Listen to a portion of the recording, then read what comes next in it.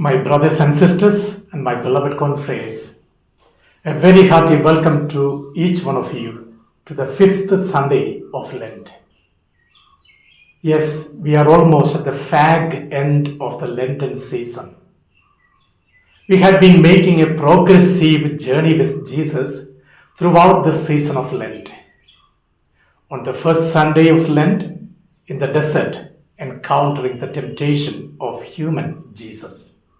On the second Sunday, on the Mount Tabor, with him in that glorification of his transfiguration. On the third Sunday, with that merging of the human and divine aspects of Jesus as he encountered the Samaritan woman at the well of Jacob. On the fourth Sunday, healing the blind man, Jesus taking a new initiative to become a physician who heals the inner and outer aspects of our life. And today, Jesus, on this fifth Sunday of Lent, invites each one of us to the new aspect of understanding life, death, and resurrection. Yes, my brothers and sisters, this progressive journey of Jesus leading us to a new perspective of resurrection is an innovative aspect of our Christian life. On this fifth Sunday, we are taking the gospel passage according to John chapter 11, where there is that wonderful narration of the incident of the death and raising of Lazarus to new life.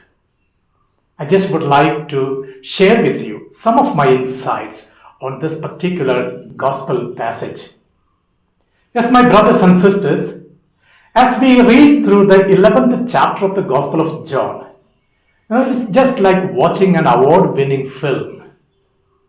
In order to just explain that Jesus raised Lazarus to life, which is contained in just 2 verses of this 11th chapter. The whole chapter is all about the backgrounds and the narration and the historical dimension and the possibilities of Jesus in human life. And that's what touches me so much to understand how carefully the evangelist organizes Jesus' life program so that we would be able to adapt his lifestyle as our own. Let's just walk with John the Evangelist to see how the raising of Lazarus to life can equally mean a new life for us from death. One of the things that we notice here is this. Jesus now is in Jerusalem, and the place where Lazarus, Mary, and Martha were living is known as Bethania. It is in the hill country of Judea. Now, as Jesus was in Jerusalem, Martha and Mary sent emissaries to let Jesus know that their brother is sick. But how did they introduce that sickness to Jesus? With one verse. It says like this: the one whom you love is sick. Not that Lazarus is sick, not that our brother is sick, but the one whom you love is sick. This, in fact, is the most defining aspect of Jesus' own life, as well as that of ours. He loves everyone who believes in him. He cannot forget people who are, in fact, close to his heart. That's why Martha and Mary are saying, the one whom you love is sick. Which means Lazarus, who is sick now, was close to the heart of Jesus because he believed in the person of Christ. This is a welcome call for each one of us, my dear sisters and brothers.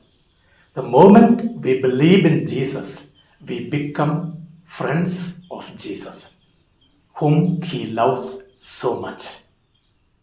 Yet another aspect of this particular gospel narrative is this. Jesus now, having heard about the sickness of Lazarus, tells, this sickness is not something that leads to death.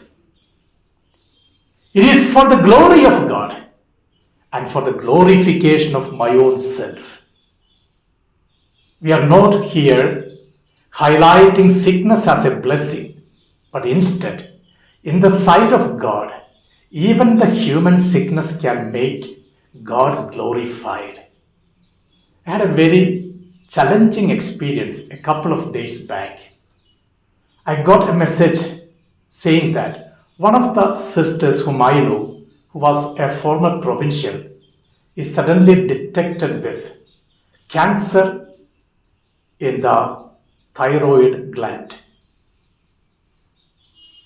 I wrote to her a message stating like this: do not fail to trust in God, even when it is painful.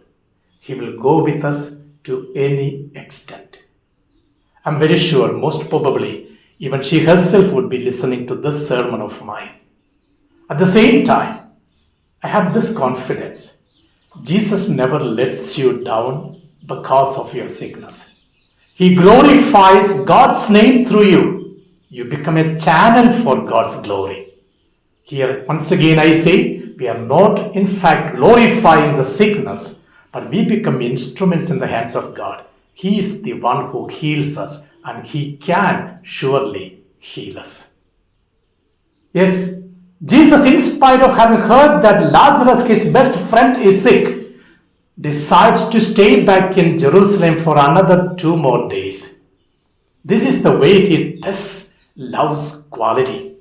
He wants Martha and Mary to become aware that they have to pay the price for the love that they are showing towards Jesus. He is in fact showing we need to move from a human love towards a divine perspective of love, understanding it from a higher perspective of our life. When difficulties come, when nobody is there to take charge of our life, even the so-called dearest ones are away from us physically, we must remember the divine aspect of God's love can never be thwarted. Yes, it is here that I see how Jesus is teaching His disciples how to climb the Mount Calvary in order to attain glory of God. The disciples are well aware that Jesus is in Jerusalem now. Moving towards Judea is a dangerous thing. Contextually, they were reading the signs of the time. The Pharisees were against Jesus. They were waiting to catch Him and to kill Him. And therefore they say, Lord, is it wise to go to Bethany now? And that's where we see the wisdom or philosophy that Jesus is giving to His disciples. He says, there are 24 hours for a day, out of which 12 hours are full of light. Walk in the light, you will never fall down. Walk in the light, you will never fall down. I am the light. I am the resurrection. And when you walk with me, are you afraid? I remember the famous statement of Seneca. He says, it is not that we do not dare because things are difficult. Things are difficult because we do not dare. We need to dare and pay the price in order to walk in the light. Now Jesus reaches the place called Bethany, the house of Lazarus, Mary and Martha. It is said, it is on the 4th day after the burial of Lazarus that Jesus reached there. Why so? There was a reason for that. The Jews always believed that even after the death of a person, 3 more days, the spirit hovered over the dead body.